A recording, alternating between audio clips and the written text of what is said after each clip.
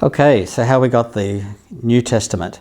I guess the first thing to remember is that Paul and others didn't know they were creating a New Testament. Their Bible was what we call the Old Testament, more or less. Paul is obviously writing letters. Other people were writing letters. We have, the Johannine letters and Peter and all the rest.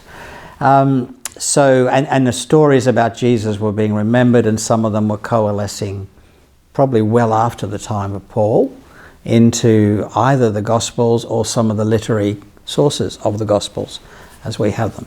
So how do we then get from that first generation or so after Jesus, when there is no sense of a Christian New Testament, to having a New Testament?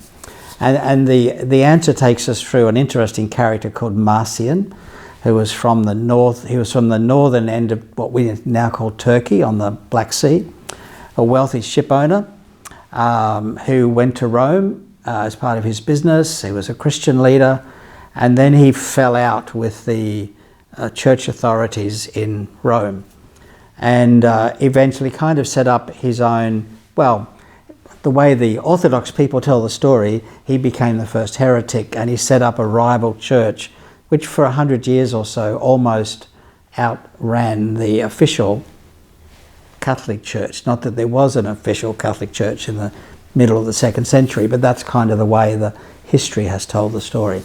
So what did Marcion do? Well, Marcion was representative of a version of Christianity that was strongly pro-Paul and also very suspicious of Jewishness in the experience of being Christian early in the first half, say, of the 2nd century.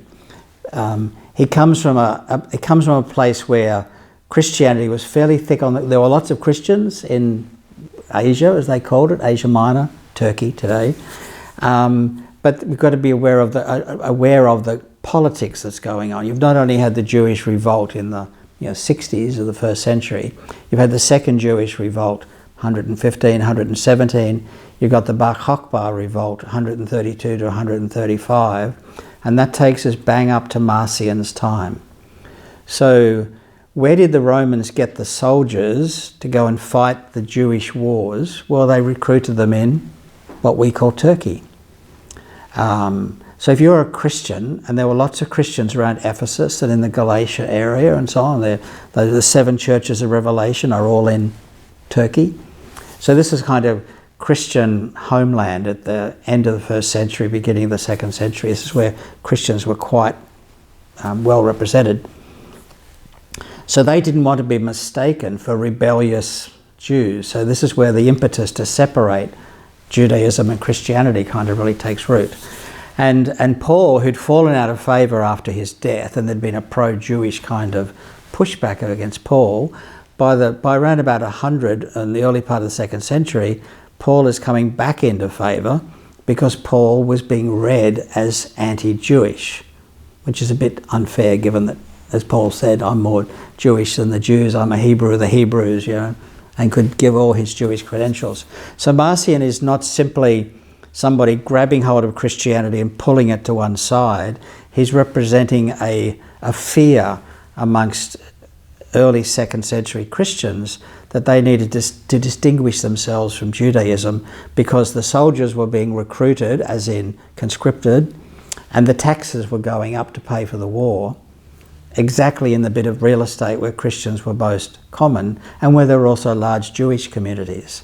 So it was socially a tense time. So what Marcion did, and the most recent research is suggesting that Marcion's been given, predictably, a bad press by the Orthodox authors who were opposed to heretics. But Marcion in effect published the first edition of the New Testament. It only had 2 bits in it. It had 2 volumes, the Gospel, the Evangelion in Greek, and the Apostle, which was Paul. That's all he had in his Christian, and he got rid of the Old Testament, okay, because that was the flavour of things in that part of the church. So his answer was radical but simple: jettison everything that's Jewish, and we'll have the Gospel, one single Gospel, and we'll have the Apostle Paul. That's it, nothing else. Now, that sent a shockwave through the other parts of the early church. Who said, no, you can't throw out the whole of the Bible. But it was actually the response to Marcion that made the Orthodox people say, actually, we are going to have a New Testament, and this is what it's going to look like. And it's going to go alongside the Old Testament. And it's not just going to be one gospel, it's going to be 4 gospels. And it's not just going to be Paul, it's also going to be Peter, James and John, the 3 pillars of the church from Galatians. And so we get the Epistle of James, the Epistles of Peter and the Epistles of John alongside Paul. So Marcion is like the shock that triggered a reaction, and the reaction to Marcion gives us the New Testament. But actually Marcion published the first New Testament. It only had the gospel, a single gospel, very similar to Luke, and a collection of Paul's letters. And for Marcion and Christians like him, that was the first New Testament.